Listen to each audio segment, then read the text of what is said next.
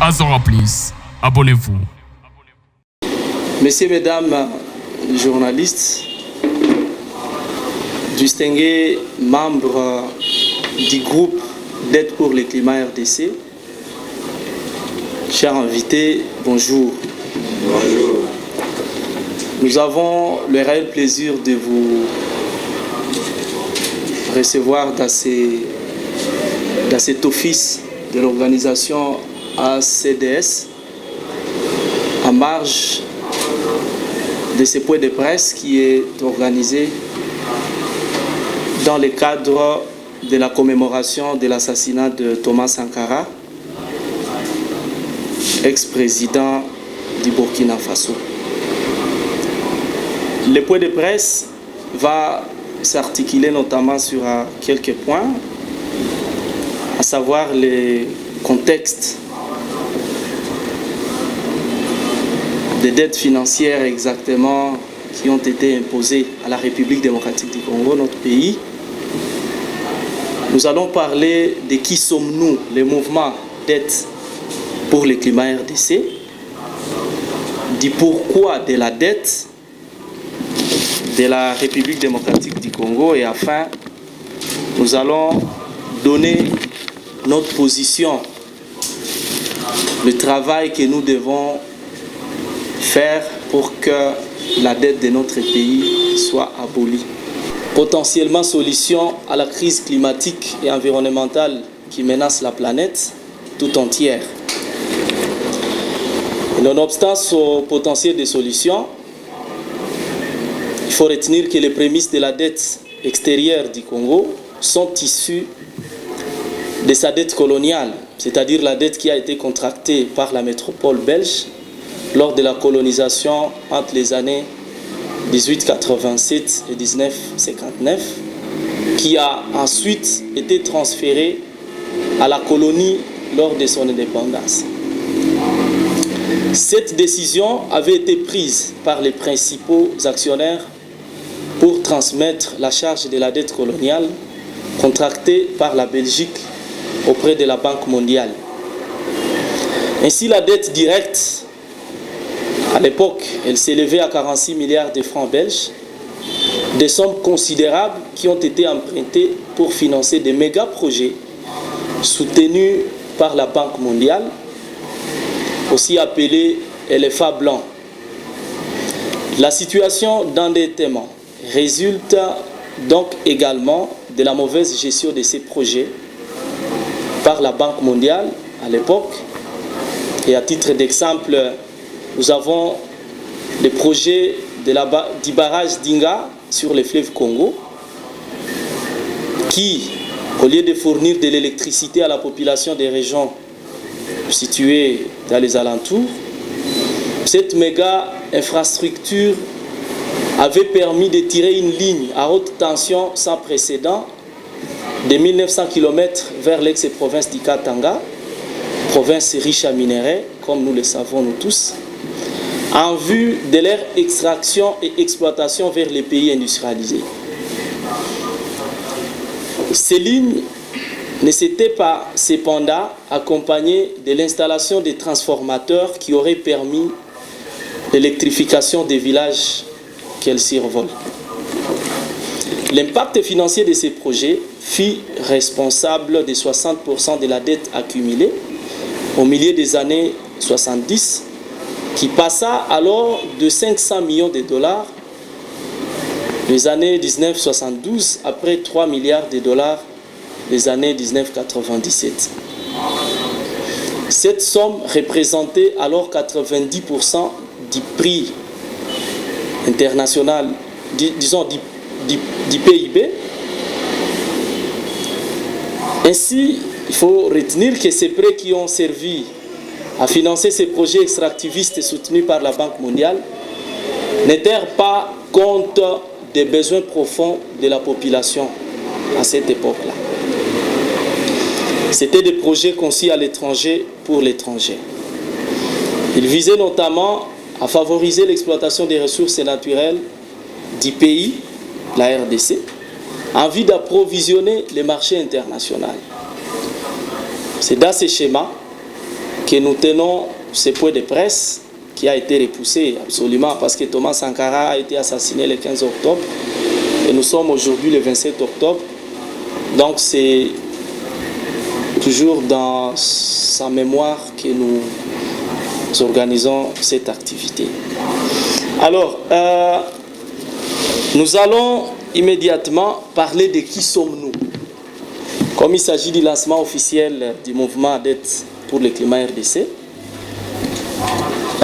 ce qu'il faut retenir d'entrée de jeu, c'est que nous sommes un mouvement mondial, populaire, qui est initié et dirigé par des pays du Sud global. Et ces pays se sont mis d'accord pour construire un pouvoir de bas carreau en initiant les travailleurs, les peuples autochtones, les mouvements féministes, les mouvements religieux, les mouvements de justice climatique, les mouvements sociaux du Nord comme du Sud global, afin d'annuler la dette financière du Sud global pour permettre une transition autodéterminée et équitable. Sachant absolument que la dette est le dénominateur commun, le plus puissant derrière lequel toutes les luttes peuvent s'unir et lutter pour la justice sociale, écologique et climatique mondiale. Alors pourquoi cette dette?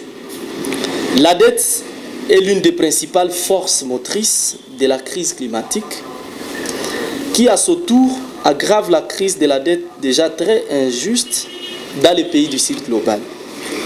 Les créanciers du Nord, notamment le Fonds monétaire international et la Banque mondiale, forcent les pays endettés à extraire leurs ressources fossiles telles que le gaz en Argentine et au Mozambique, ou encore le pétrole en Ouganda, à orienter leur agriculture vers des agro-industries axées sur les cultures de rente ou à abattre leurs arbres, comme le rapporte d'ailleurs Titi Chatacharaya pour le cas de l'Inde. La forêt n'était plus un pourvoyeur concret pour les communautés locales et un habitant pour de multiples êtres vivants. Elle était soudainement reliée à un marché mondial pour les biens des relations abstraites des dettes malheureusement.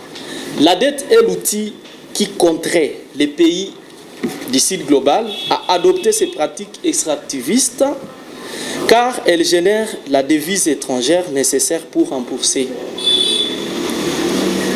Cela entraîne malheureusement une aggravation de la crise climatique, l'épuisement des sols, des eaux empoisonnées et des communautés dévastées ou violemment déplacées. Les pays les plus touchés par ces cycles toxiques d'extractivisme financier et matériel sont souvent en même temps les plus affectés par les effets de la crise climatique et ont donc besoin d'argent pour réagir de manière appropriée aux effets destructeurs des événements climatiques extrêmes. Cependant, le fait d'être fortement affecté par la crise climatique rend les prêts plus coûteux avec des taux d'intérêt extrêmement élevés pour eux car ils représentent un investissement risqué pour les créanciers, ce qui entraîne davantage le Sud global dans la spirale de la dette selon d'ailleurs les récents rapports des Nations Unies. 54 pays du Sud représentant plus de 50% des personnes les plus pauvres du monde sont déjà en situation de détresse financière et ont besoin d'une annulation des dettes de la manière urgente la plus possible. Il y a le cas de la République démocratique du Congo, le Tchad, la Somalie, les Sao Tomé et Principe, les Zimbabwe, pour ne citer que cela. Alors, que pouvons-nous faire? Toutes ces raisons nous poussent à agir. Agir, c'est un choix. Agir, c'est un pouvoir. Agir, c'est faire une détermination. C'est pourquoi nous nous réunissons pour confronter l'agenda d'exploitation et de néocolonialisme des élites du Congo. Nous organisons des mobilisations, comme je l'ai dit, en Afrique, en Amérique latine, en Asie, en Europe, en Amérique du Nord, pour pousser en faveur d'une alternative dirigée par les sites globales. Nous travaillons à construire une large convergence mondiale, de force avec l'année 2025 comme horizon stratégique. 2025 sera une nouvelle année du jubilé, suivant la dernière année du jubilé en 2000, qui a donné naissance aux campagnes Jubilé 2000 et Jubilee SAF. Cela aidera à placer l'annulation de la dette au centre du débat politique et du débat public dominant, soutenu par un contexte de crise de la dette climatique de plus en plus profonde.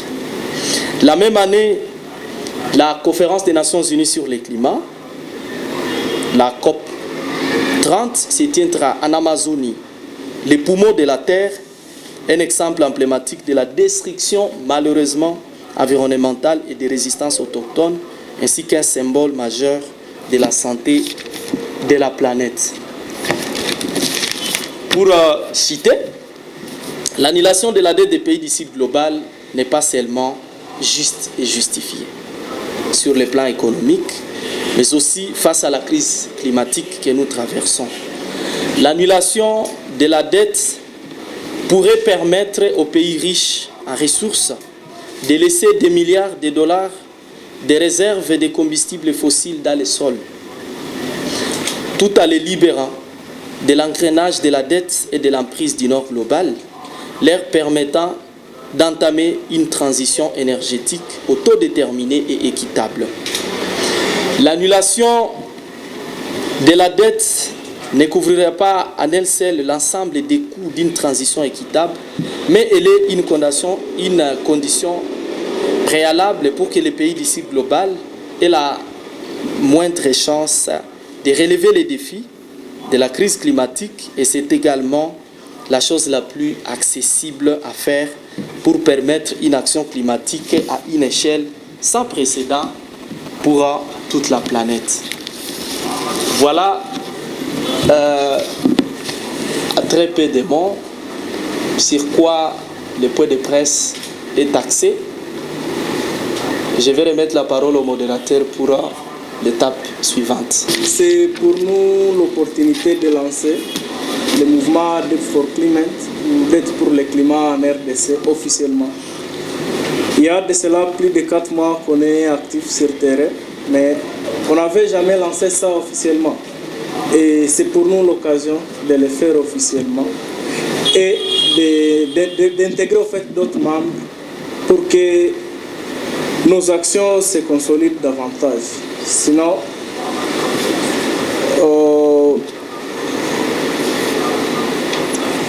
merci beaucoup. Merci beaucoup pour votre présence. Je ne sais pas s'il y aura des questions concernant Debt for Climate. S'il y a des questions, Karibou Sana. Comment exactement le peuple congolais peut faire pour contribuer à l'annulation de cette dette climatique? La deuxième question, vous avez dit également que vous venez de lancer en fait, ces mouvements officiellement en RDC. Comment faire pour être membre? Voilà, c'est tout. Juste de savoir quel rapport, je vois l'image de Thomas Sankara, quel rapport avec le climat et Thomas Sankara sur aux effigies? Aguel Mamlaka, qui veut savoir comment le peuple congolais peut agir juste pour parvenir à abolir les dettes climatiques qui sont imputées à la RDC.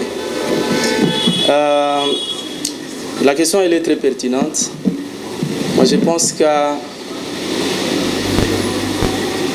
la responsabilité nous revient. Ce que nous devons faire, c'est d'agir, comme je l'ai dit, et agir à toute non-violence. agir en conséquence. Parce que si on continue à penser, peut-être qu'il y aura d'autres personnes qui vont apporter des solutions aux problèmes que nous avons. Cela va être pratiquement impossible. Je pense que nous devons prendre la décision, et prendre la décision, c'est de s'engager.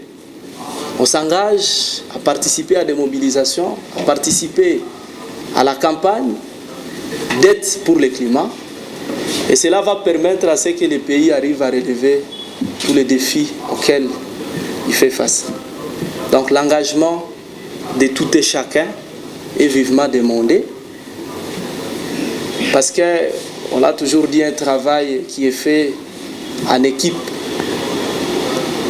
nécessairement doit aboutir comparativement à un travail qui est fait à solo. Un individu seul, s'il fait quelque chose, c'est difficilement qu'il arrive à trouver des résultats escomptés. Et la deuxième question, que faut-il faire pour devenir membre de DET FOCLA MTRDC? Le mouvement est ouvert à tout le monde. L'adhésion est gratuite. Il faut simplement être de bonne moralité. Parce que quand on est en train de revendiquer une cause, quand on porte une revendication et qu'on n'est pas modèle dans la communauté, c'est que ça va être un échec d'avance. Mais si on sait qu'on est une bonne personne, si on sait qu'on se bat pour une cause qu'on incarne, je suis sûr et certain que cela va vraiment va donner un résultat positif. Cela va être vraiment une très bonne chose. Ouais. Je ne sais pas si j'ai répondu à toutes les deux questions. Et il y a Josué Moutanava qui a posé la question de savoir c'est quoi les liens entre l'image de Thomas Sankara sur les polos et DET FOCLA IMET. En fait, Thomas Sankara, comme on le connaît, c'est quelqu'un qui a toujours milité pour les bonnes causes. Et de son vivant, Thomas Sankara s'est battu pour que les dettes des pays du Sud global soient abolies. Parce qu'en fait, l'idée ici, c'est que les multinationales que nous connaissons, en l'occurrence la Banque mondiale ou peut-être le Fonds monétaire international, lorsqu'elle accorde des prêts à des pays du Sud global, en contrepartie, il faut que ces organisations arrivent à extraire le minerai juste pour récompenser ou peut-être pour... Donc la contrepartie, c'est l'exploitation des ressources minières des pays du Sud global. Ils vous donnent de l'argent sur base de ce que vous avez présenté comme besoin, comme projet par exemple.